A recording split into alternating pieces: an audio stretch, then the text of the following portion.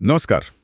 आज हम बिजली खरीद समझौतों मतलब पीपीएज और उनमें वो जो कानून में बदलाव वाला क्लॉज होता है उससे जुड़े कुछ दिलचस्प अदालती मामलों पर बात करेंगे। हाँ, हमारे पास सुप्रीम कोर्ट के हालिया फैसले हैं, जैसे जीएमआर वरोरा और अदानी पावर वाले मामले, और पीपीए की कुछ बुनियादी बातें भी देखेंगे। बिल्कुल।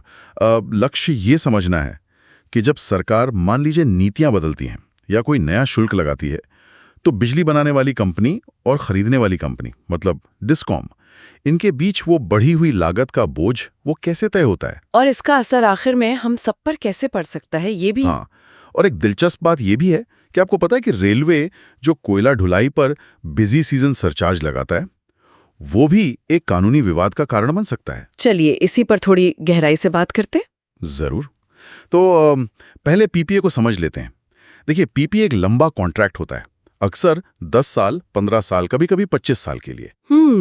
ये बिजली बनाने वाले जैसे कोई थर्मल प्लांट हो या सोलर प्लांट, और खरीदार जैसे कोई सरकारी बिजली वितरण कंपनी या कोई बड़ा उद्योग, उनके बीच होता है। इसमें क्या क्या तय होता है? इसमें बिजली की कीमत, कितनी बिजली दी जाएगी, सप्लाई की शर्तें, ये सब तय होता है। और ये रिन्यूएबल एनर्जी प्रोजेक्ट्स के लिए तो बहुत ही अहम है, क्योंकि इससे उन्हें एक निश्चित आमदनी की गारंटी मिल जाती है, सही। अच्छा, अब आते हैं उस क्लॉज पर, कानून में बदलाव या change in law. GMR Warora मामले में सुप्रीम कोर्ट ने इसकी परिभाषा पर काफी गौर किया था। हाँ, कोर्ट ने कहा कि इसमें भारत में लागू सभी कानून, नियम, नोटिफिकेशन, अध्यादेश सब शामिल हैं। और ये किसी सरकारी संस्था यानी इंडियन गवर्नमेंटल इंस्ट्रूमेंटालिटी द्वारा जारी होने चाहिए और उनमें कानून का बल होना चाहिए। बिल्कुल। और इसमें सीईआरसी और राज्य आयोगों के फैसले भी शामिल हैं। अब सरकारी संस्था का मतलब भी काफी व्यापक है।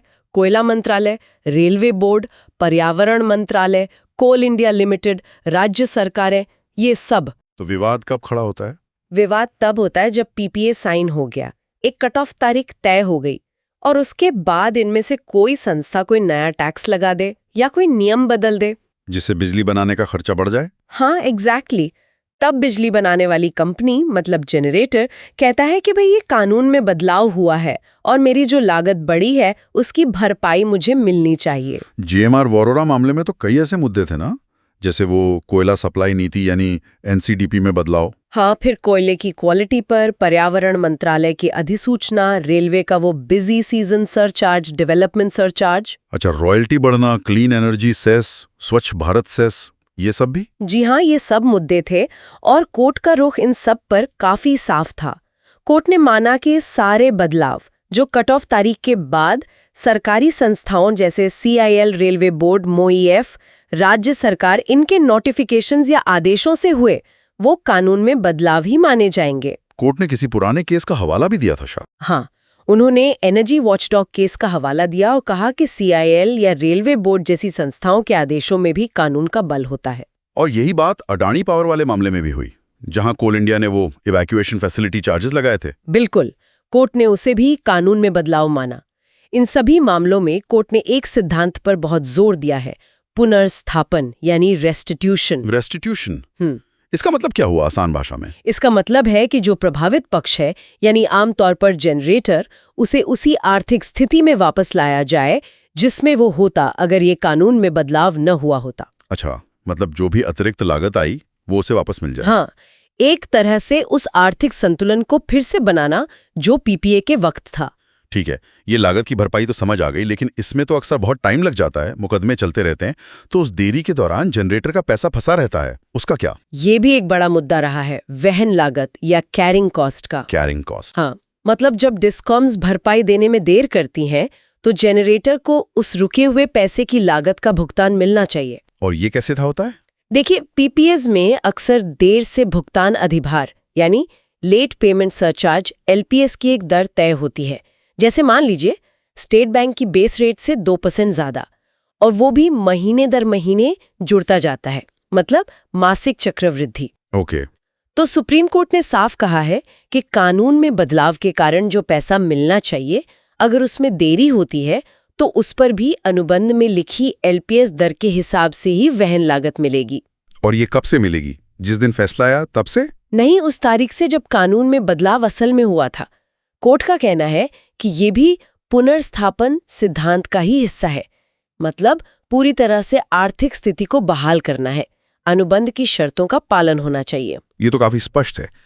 लेकिन मुझे याद है जीएमआर वरोरा फैसले के आखिरी में कोर्ट ने एक चिंता भी जताई थी। हाँ, बिल्कुल। कोर्ट ने इस बात पर चिंता जताई कि सीएआरसी और एपीटीएल जैसे विशेषज्ञ निकाय फैसले दे देते हैं, उसके बाद भी डिस्कॉम्स और जनरेटर्स लगातार अदालतों में जा रहे हैं।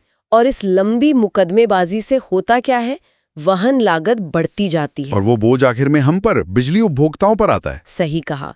इसीलिए कोर्ट ने बिजली मंत्रालय से आग्रह किया कि भाई कोई ऐसी व्यवस्था बनाइए जिससे भुगतान समय पर हो सके। तो अगर हम संक्षेप में देखें, पीपीए का कानून में बदलाव क्लॉज जनरेटर को सरकारी नीतियों से बड़ी लागत से बचाता है और इसका आधार है पुनर्स्थापन का सिद्धांत। हाँ, और देरी होने पर वहन लागत भी अनुबंध के हिसाब से मिलनी चाहिए। लेकिन सबसे महत्वपूर्ण बात यह है, जैसा आपने कहा, कि इन विवादों और देरी का अंतिम असर आम उपभोक्ता पर पड़ता है। बिल्कुल। कोर्ट की चिंता एकदम जायज है कि बेवजह की मुकदमेबाजी से बचा जाना चाहिए और मामलों को जल्दी निपटाना चाहिए। यहाँ एक सवाल फिर मन में आता है, जब कानूनी सिद्धांत इतने स्पष्ट हैं, कोर्ट बार बार कह रहा है और ये भी पता है कि अंतिम बोझ उपभोक्ताओं पर ही पड़ेगा, तो सिर्फ ये कहना कि भुगतान समय पर हो, क्या ये काफी है? या इन विवादों को असल में कम करने के लिए कुछ प्रणालीगत बदलाव की जरूरत हो सकती है? इस पर शायद सोचने की जरूरत है।